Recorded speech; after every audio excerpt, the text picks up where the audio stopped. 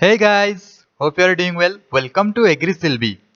आज हम बहुत सारे इंपॉर्टेंट एनवायरमेंटल एमसीक्यू डिस्कस करेंगे और ये टॉप लेवल एमसीक्यू होने वाला है।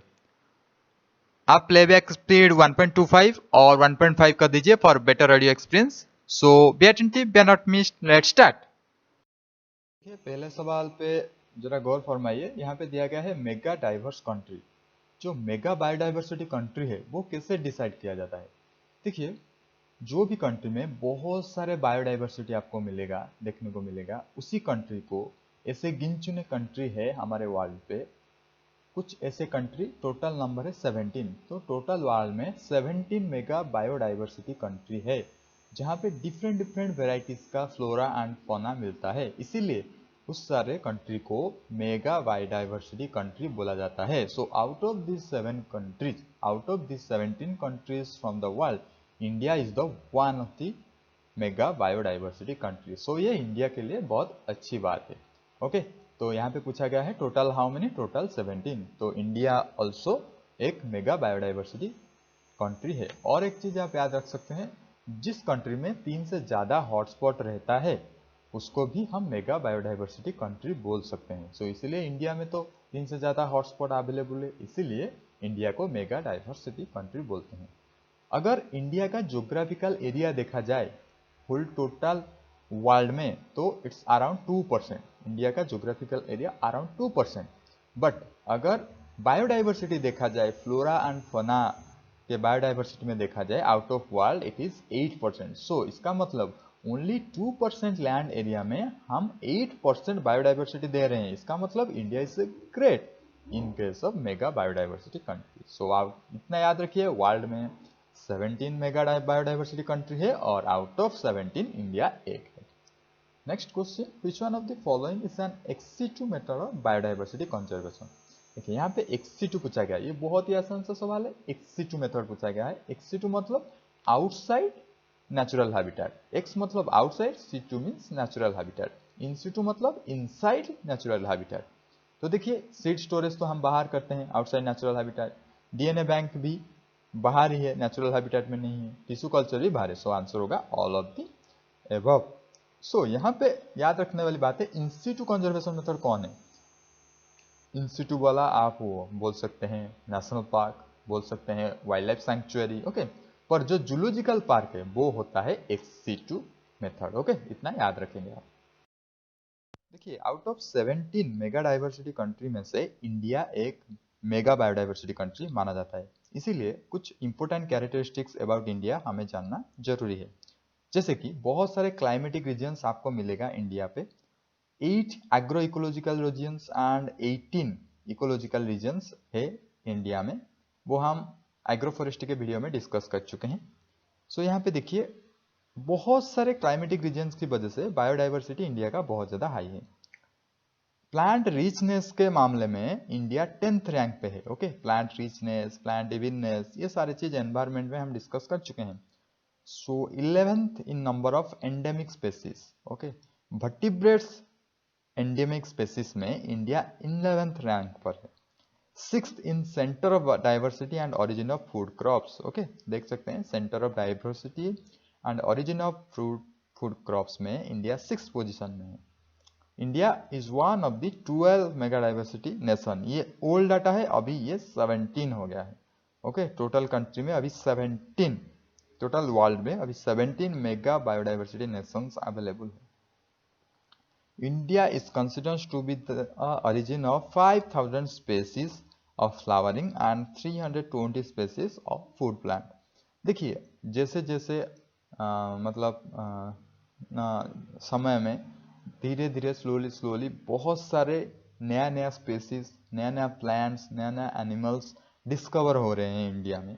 ओके, ऐसे बहुत सारे जगह भी हैं जो नॉर्मल ह्यूमन बींग्स के लिए एक्सेसिबल नहीं है। वहाँ पे बहुत सारे डिफरेंट एंड बहुत सारे न्यू न्यू स्पेसीज हमारे लिए वेट कर रहे हैं। हम उसको एक्सप्लोर करेंगे, उसे डिस्कवर करेंगे। जैसे डिस्कवरी बढ़ता जाएगा वैसे ही वैसे स्पेसीज का नंबर बढ़ता जाएगा। इसीलिए अभी तक हमें पता भी नहीं है इंडिया में कितना ज़्यादा डाइवर्सिटी है। ओके, मेराइन डाइवर्सिटी तो बात मत करो, क्योंकि जितना आप नीचे नीचे जाएंगे प्रेशर की वजह से जानवर उतना अजीब गरीब होते जाते हैं, तो उससे भी एक्सप्लोर करना बहुत ज़्यादा जरूरी है। देखिए नेक्स्ट क्वेश्चन तरफ मूव करते हैं। क्या है, which one of following is a methyl isocyanate based pesticide. देखिए मिथाइल आइसोसियानेट, जब आप मिथाइल आइसोसियानेट को देखेंगे, MIC को, आपको किस चीज के बारे में याद आती है? मेरे को तो आती है भोपाल गैस ट्रेजेडी, जो मध्य प्रदेश में हुआ था। भोपाल गैस ट्रेजेडी वो हुआ था मिथाइल आइसोसियानेट की वजह से। ओके, December 2 और December 3 में, वो हम डिस्कस करेंगे नेक्स्ट स्लाइड पे। पर यहाँ पे कुछ और ही पूछा गया है। यहाँ पे पूछा गया है पेस्टिसाइड्स के बारे में। ये क्वेश्चन एग्रीकल्चर रिलेटेड लिया गया है। सो एग्रीकल्चर ऑल्सो एनवायरमेंटल साइंस में एक बहुत बड़ा रोल प्ले कर रहा है, उसे आप कभी भी मत छोड़ना। तो फिर मिथाइल आइसोसियानेट बेस्ड पेस्टिसाइड कौन है? कार्बाइल, ये भी मिथाइल आइसोसियानेट बेस्ड पेस्टिसाइड है। टेमिक्स, आल्डिकार, ये सारे सारे ट्रेड नेम है। ये जो कार्बाइल, आल्डिकार, कार्बोफ्यूरान, ये सारे केमिकल नेम है और ये सारे ट्रेड नेम है। सेविन, टेमिक्स, फ्यूराडॉन। ओके, तो इस सारे ABC, सारे के सारे ऑप्शन में MIC बेस्ड पेस्टिसाइड अवेलेबल है। सो आंसर होगा option d. The sequence of fossil fuel in order of higher to lower heating value. So किस फ्यूल का सबसे ज्यादा हीटिंग वैल्यू है? ये बहुत ही आसान सा सवाल है। देखिए मैं आपको कुछ एग्जांपल देता हूं। ओके, मुझे बताइए nuclear bomb, hydrogen bomb, which one is highly flammable? आप बोल सकते हैं high heating value. So answer आएगा हाइड्रोजन। तो पहले तो हाइड्रोजन आएगा, मैं कुछ क्लू दे देता हूं। उसके बाद क्या आएगा? हाइड्रोजन। और लास्ट में क्या आएगा? लास्ट में आप मुझे बताइए, कोल से ज्यादा होता है या फिर पेट्रोलियम से ज्यादा होता है?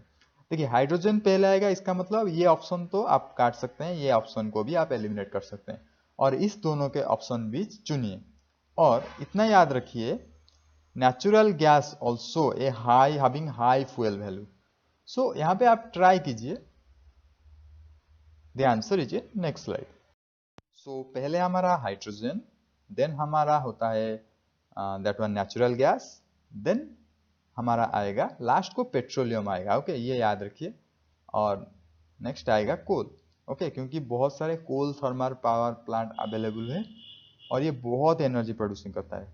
बट हाइड्रोजन पहले आएगा, उसके बाद नेचुरल गैस, उसके बाद कोल, उसके बाद पेट्रोल। सो आंसर होगा बी। ओके, अभी मिथाइल आइसोसियानेट के बारे में थोड़ा सा देख लें। Methyl isocyanate is an intermediate chemical in the production of carbamate pesticide such as carbaryl, carbofuran, methomyl, aldicarb. ये सारे के सारे, ये जो कार्बाइल, कार्बोफ्यूरान, मिथोमाइल, एल्डिकार्ब, ये सारे के सारे कार्बामेट बेस्ड पेस्टिसाइड है। और कार्बामेट बेस्ड पेस्टिसाइड मतलब मिथाइल आइसोसियानेट उसमें होगा। It has also been used in the production of rubber and adhesives. Okay, rubber के केस में इसे यूज हम करते हैं, एडेसिव्स केस में हम यूज करते हैं, जो आप बोल सकते हैं ग्लूज बनाने के लिए। as a highly toxic and irritating metal and it is extremely hazardous to human health, इसीलिए इसका एनवायरमेंटल कंसर्न है। मिथाइल आइसोसियानेट पेस्टिसाइड से मुझे ये भोपाल गैस ट्रेजेडी के बारे में याद आ गया। सो मैंने सोच रहा हूँ इसको भी डिटेल में एक्सप्लेन कर दूंगा आपको। देखिए भोपाल गैस ट्रेजेडी एक बहुत ज़्यादा कैटेस्ट्रोफिक इंडस्ट्रियल डिजास्टर था। Okay, world's most, okay, gas leak हो गया था। कौन सा वाला गैस? ये जो मिथाइल आइसोसियानेट है ना, ये गैस। कब हुआ था? 1984 में हुआ था, नाइट टाइम पे 2 और 3 दिसंबर। Okay, are the union carbide India limited, Bhopal Madhya Pradesh, इस पेस्टिसाइड प्लांट में हुआ था। ओके, तो इसकी वजह से बहुत सारे लोग इसमें अफेक्टेड हुए, बहुत डिजास्टर था। मैंने आपको बताया था ना कि हाइड्रोजन से बहुत ज्यादा हीट एनर्जी निकलता है। Okay, first hydrogen, then natural gas, then coal, then petroleum. So यहाँ पे हाइड्रोजन एनर्जी के बारे में थोड़ा जानकारी तो आपको देना ही चाहिए, क्योंकि हाइड्रोजन से इतना ज्यादा एनर्जी निकलता है, एक रॉकेट भी स्पेस को पार करके चल जा सकता है। ओके, तो hydrogen is the simplest and most plentiful element in the universe. Okay, it is always combined with other elements. Hydrogen is highly in energy, yet an engine that burns pure hydrogen produces almost no pollution. इसका मतलब इतना भी ये जरूरी है आपके exam के लिए कि हाइड्रोजन एक क्लीन फ्यूल है। मतलब अगर प्योर हाइड्रोजन आप बर्न करते हैं, कोई भी पॉल्यूटेंट्स नहीं निकलता है। NASA has used liquid nitrogen since 1970 से नासा हमारे लिक्विड नाइट्रोजन यूज कर रहा है आज से propeller the space shuttle and other rockets into orbit. Rocket को ऑर्बिट में प्लेस करने के लिए नासा भी लिक्विड नाइट्रोजन यूज कर रहा है फ्रॉम 1970। इससे आप पता लगा सकते हैं हाइड्रोजन कितना ज्यादा एनर्जी देता है और हाइड्रोजन हमारे लिए कितना महत्वपूर्ण है। देखिए बहुत सारे रेडियो एक्टिव एलिमेंट अवेलेबल है हमारे एनवायरमेंट में। So natural ore of radioactive materials does not contain which one of the following isotope. ये बहुत सारा आइसोटोप दिया गया है, इसमें से पूछा गया है किसमें नेचुरली रेडियो एक्टिव नहीं है। देखिए यूरानियम, प्लूटोनियम, यूरानियम, थोरियम, ये सारे के सारे रेडियो एक्टिव एलिमेंट्स है, ये तो सभी को पता है। पर रेडियो एक्टिव एलिमेंट्स का एक मतलब प्रॉपर्टीज होता है कि वो एक पर्टिकुलर आइसोटोप में रेडियो एक्टिव प्रॉपर्टी शो करते हैं, हर आइसोटोप में शो नहीं करते। और नेचुरली तो आपको याद रखना ही पड़ेगा। देखिए यहाँ पे ये जो यूरेनियम 235 है ये नेचुरली रेडियो एक्टिव शो करता है। यूरेनियम 238 ऑल्सो शो करता है। सो यहाँ पे प्लूटोनियम जिसका एटॉमिक नंबर 91 है वो शो नहीं करता। ये देखिए ऐसा अगर सवाल आता है तो आपको स्किप करना ही अच्छा है। स्टिल आपके नॉलेज के लिए मैं बोल रहा हूँ प्लूटोनियम 239 नेचुरली रेडियो एक्टिव नहीं मिलता। Okay, the process of splitting bigger hydrocarbons, okay bigger hydrocarbons होगा वो स्प्लिट होकर स्मॉलर हाइड्रोकार्बन मॉलिक्यूल्स बनाएगा। इस जो प्रोसेस को हम क्या कहते हैं? देखिए पायरोलिसिस में बोल देता हूँ। पायरोलिसिस जो सॉलिड वेस्ट है उसे बर्न करने के लिए जो बर्न हम करते हैं, जो जलाते हैं विदाउट ऑक्सीजन, उसे हम पायरोलिसिस बोलते हैं। थर्मल डिकम्पोजिशन मतलब हीट की यूज करके हम जो डिकम्पोजिशन करते हैं।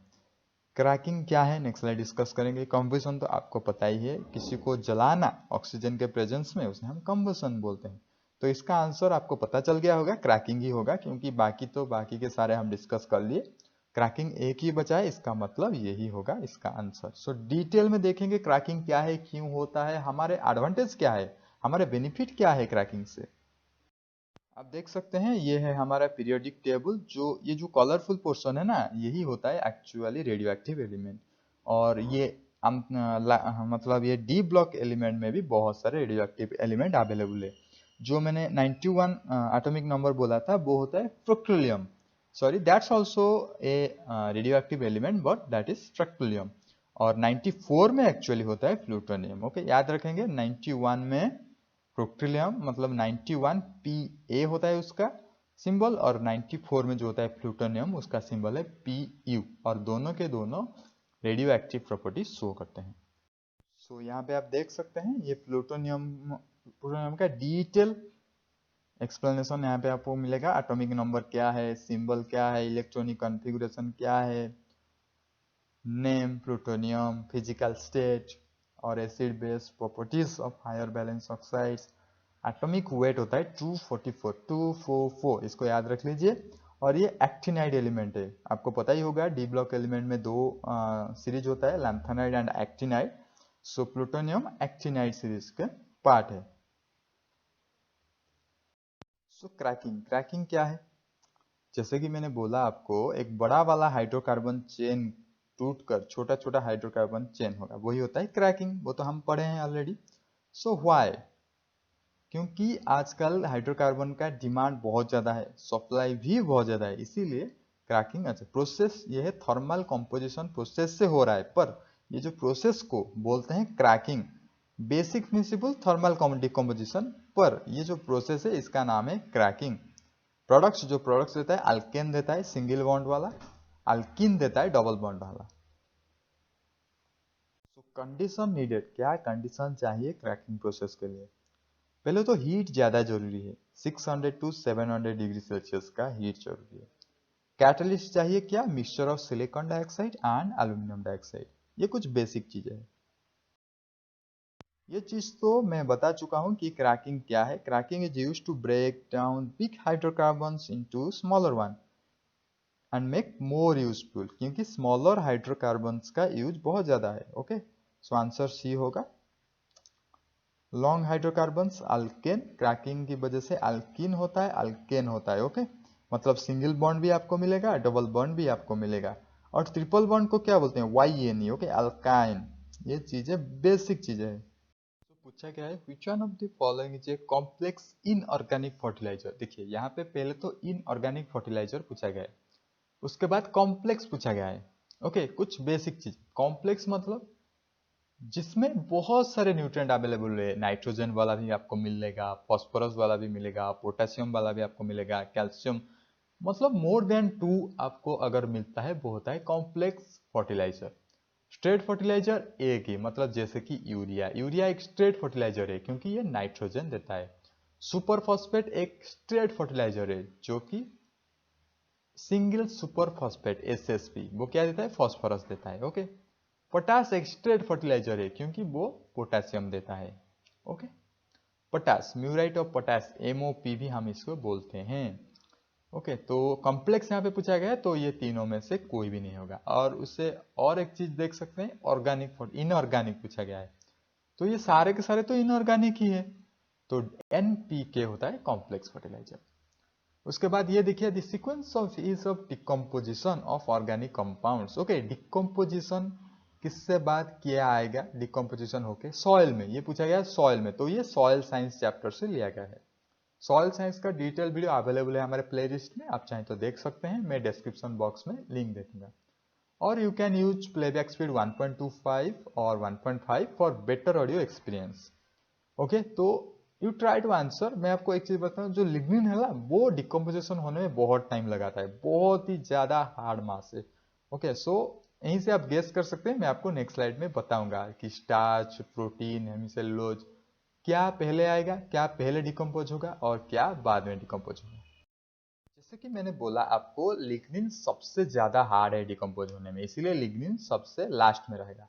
Option C is the right answer. Okay, lignin last में रहेगा, तो पहले क्या होगा। देखिए, आपको पता है, हमें भी पता है, हम प्लांट बेस्ड जो फूड हम खाते हैं ना वो इजीली डाइजेस्ट हो जाते हैं। जो एनिमल बेस्ड फूड हम खाते हैं जैसे कि दूध, दही, मछली, मांस, और ये सारे नहीं पचता, इसमें थोड़ा सा टाइम लगता है। ओके, डिकम्पोजिशन प्रोसेस टाइम लगता है। So meat, egg, animal based product is taking more time. So इसकी वजह से जो प्लांट बेस्ड फूड है जिसमें स्टार्च बहुत ज्यादा है, आपको पता ही है कि प्लांट का जो रिजर्व फूड मटेरियल वो स्टार्च होता है, तो स्टार्च सबसे ज्यादा डाइजेस्टेबल है और सबसे ज्यादा डिकम्पोजेबल आप बोल सकते हैं। तो पहले स्टार्च आएगा, उसके बाद प्रोटीन, क्रूड प्रोटीन, तो वो आसानी से डाइजेस्ट हो, सॉरी डाइजेस्ट नहीं, डिकम्पोजिशन हो जाता है इन सॉइल। ओके, पहले स्टार्च, उसके बाद प्रोटीन, उसके बाद आप ले सकते हैं हेमीसेलुलोज। ओके, देखिए सेलुलोज, हेमीसेलुलोज थोड़ा सा कॉम्प्लेक्स है, ये डिकम्पोजिशन होने में टाइम लगेगा। उसके बाद आएगा फैट। ओके, उसके बाद लास्टली लिग्निन। ओके, सो ये होता है सीक्वेंस, डिकम्पोजिशन सीक्वेंस। स्टार्च सबसे आसानी से डिकम्पोज होता है और लिग्निन सबसे डिफिकल्ट में डिकम्पोजिशन होता है। तो डिकम्पोजिशन प्रोसेस इन सॉइल मैं आपको यहाँ पे डिटेल में दिखाऊंगा कैसे डिकम्पोजिशन होता है। पहले तो एसिमिलेशन होता है। एसिमिलेशन एक प्रोसेस है, conversion of substance, substrate materials into protoplasmic materials, जैसे कि organic matter carbon to microbial carbon, protein to microbial protein. उसके बाद माइक्रोबियल डिकम्पोजिशन होता है, प्रोटीन डिकम्पोज हो जाता है, तो इसे होता है एसिमिलेशन। उसके बाद मिनरलाइजेशन। मिनरलाइजेशन मतलब सिर्फ आप याद रखेंगे organic to inorganic, organic form to inorganic form conversion होगा सॉइल में, तो उसे हम बोलेंगे mineralisation. Protein from organic matter will be converted into inorganic nitrogen in the soil, ये होता है मिनरलाइजेशन। देन इमोबिलाइजेशन, ये जस्ट ऑपोजिट ऑफ मिनरलाइजेशन, जैसे कि organic form to inorganic form to organic form होता है इमोबिलाइजेशन। तो inorganic nitrogen from the soil converted into microbial protein. So जो डिकम्पोजिशन प्रोसेस होता है, कौन सा फैक्टर जनरली अफेक्ट करता है डिकम्पोजिशन को, तो factors affecting rate of decomposition. देखिए, मैं आपको एक सिंपल सा तरीका बताता हूँ, जो भी फैक्टर्स है वो पहले माइक्रोबियल ग्रोथ को एक्टिवेट करेगा। अगर माइक्रोबियल ग्रोथ अच्छा होगा तो डिकम्पोजिशन प्रोसेस बहुत अच्छा होगा, क्योंकि microbes are the main reasons of decomposition in soil. इसीलिए हमारे स्टोमक में भी, हमारे जो स्मॉल इंटेस्टाइन है, जो लार्ज इंटेस्टाइन है, वहां पे बहुत सारे माइक्रोब्स ही हमारे डाइजेशन प्रोसेस को फास्ट करते हैं। इसीलिए आप ये नाम सुना होगा प्रोबायोटिक्स। ओके, प्रोबायोटिक्स हम लेते हैं जो कि कॉर्ड में है, जागरी में है, सो ये प्रोबायोटिक्स हम इसीलिए लेते हैं कि जो माइक्रोब्स का जो बैलेंस वो बना रहे हमारे एलिमेंट्री कैनाल पे। ओके, सो यहाँ पे सॉइल की बात कर रहे हैं हमें, तो टेम्परेचर देखिए, टेम्परेचर ऐसा रहना चाहिए जो कि माइक्रोबियल एक्टिविटी को एनहांस करे, माइक्रोबियल एक्टिविटी पॉपुलेशन को इंक्रीज करे, एक्सपोनेंशियल ग्रोथ होए, तो ऐसा टेम्परेचर लेना चाहिए। और ऐसा टेम्परेचर होना चाहिए जब तक एंजाइम अच्छे से एक्टिवेट हो पाए। अगर टेम्परेचर ज़्यादा होगा तो फिर एंजाइम डीनेचर हो जाएगा, क्योंकि एंजाइम प्रोटीन से तो बना ही है, प्रोटीन डिकम्पोज हो जाएगा, प्रोटीन डीनेचर हो जाएगा और डिकम्पोजिशन प्रोसेस स्लो हो जाएगा। तो इसको याद रखें। उसके बाद मॉइस्चर, अगर मॉइस्चर कम होगा तो भी प्रॉब्लम, मॉइस्चर ज़्यादा होगा तो भी प्रॉब्लम। एक ऑप्टिमम मॉइस्चर चाहिए माइक्रोबियल ग्रोथ के लिए। ओके, लो मॉइस्चर अगर होगा तो डेसिकेशन हो जाएगा, डिफ्यूजन नहीं हो पाएगा। अगर हाई मॉइस्चर हो जाएगा, लिग्निन डिग्रेडेशन नहीं होगा। एनीवे आपको पता ही है, लिग्निन सबसे देर तक मतलब डिग्रेड होने में बहुत टाइम लगाता है, बहुत ही हार्ड है। इसीलिए जो पल्प एंड पेपर हम प्रोडक्शन करते हैं ना, वुड से लिग्निन को पहले निकालते हैं। ओके, लिग्निन हमारे डिजायरेबल कैरेक्टर नहीं है। हाई मॉइस्चर भी लिग्निन डिग्रेडेशन को स्लो करता है, लो ऑक्सीजन अवेलेबिलिटी करता है। उसके बाद पीएच, कौन सा पीएच में माइक्रोबियल ग्रोथ ज्यादा होता है? ऑब्वियसली न्यूट्रल पीएच में, ये तो सभी को पता है। सो न्यूट्रल पीएच अच्छा है डिकम्पोजिशन के लिए। Fungi most active in acid soil and bacteria in moderate soil pH. Okay, तो फंगस एसिड सॉइल में आपको मिलेगा, बैक्टीरिया मॉडरेट सॉइल पीएच में आपको मिलेगा, पर सबसे अच्छा slightly acidic to neutral. So this is our end of the video. If you like this video, please like and subscribe this channel so that you will get more videos in time.